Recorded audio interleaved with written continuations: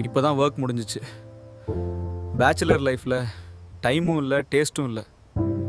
ரொம்ப பசிக்குது. Office work முடிச்சுட்டு சமையல் பண்ண ஸ்ட்ரென்த்தே இல்லை. ஏதாச்சும் டேஸ்ட்டாக சாப்பிடணும் போலே இருக்கு. அப்போ இதுதான் சொல்யூஷனா? Zafi சிக்கன் பிக்கல்.